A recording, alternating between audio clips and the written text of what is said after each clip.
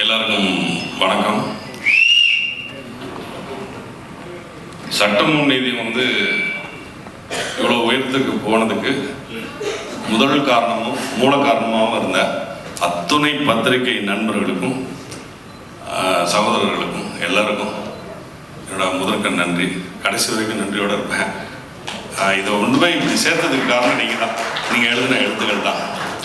அதில் பல குணங்கள் மூலமாக இப்படிலாம் சொன்னதுனால தான் ஜனங்கிட்ட ரீச் ஆச்சு. அதனால தான் இவ்வளோ பெரிய சக்ஸஸ் ஆகிருக்கு. அதுக்கு தம்பி பிரபா சொன்ன மாதிரி வார்த்தைகளே தேடிக்கிட்டே இருக்கணும். நன்றிக்கு பதிலாக வேறு ஏதாவது சொல்ல முடியுமா அப்படின்னு லைஃப் லாங் தேட வேண்டியதுதான். எனக்கு 90 நான் ஹீரோவாக வந்தப்போ அத்தனை பத்திரிக்கையும் நிறைய பேர் சொல்லி கூப்பிட்ற மாதிரி எனக்கு எல்லாரையும் தெரியும். அவ்வளோ பேரும் எனக்கு இப்போ வரைக்கும் அதே மாதிரி 90 எப்படி எழுதுனாங்களோ, எப்படி என்னை சப்போர்ட் பண்ணி மேலே கொண்டு வந்தாங்களோ, அதே மாதிரி இப்போ சில நிகழ்வுகள் நடந்து நல்ல எனக்கு எழுதி சப்போர்ட் பண்ணிங்க. ரொம்ப நன்றி. இதை நான் மறக்கவே மாட்டேன். பிரபா ஓடிடுச்சு அப்படின்னு விட்டுறாமல் திருப்பி அதை எடுத்துக்கிட்டு மறுபடியும் அடுத்த உயரத்துக்கு கொண்டு போயிட்டே இருக்காரு.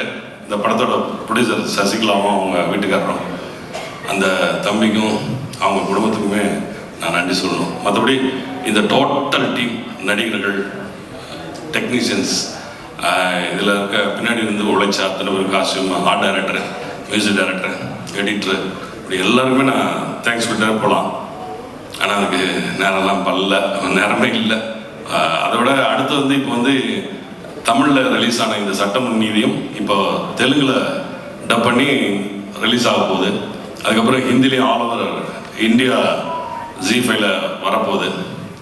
இது எல்லாத்துக்கும் காரணம் மறுபடியும் சொல்கிறேன், ஓப்பன் ஹார்ட்டடாக சொல்கிறேன், என்னுடைய பத்திரிகை நண்பர்கள் தான், சகோதரர்கள் தான். உங்களுக்கு தான் நான் நன்றி சொல்ல கடப்பட்டிருக்கேன்.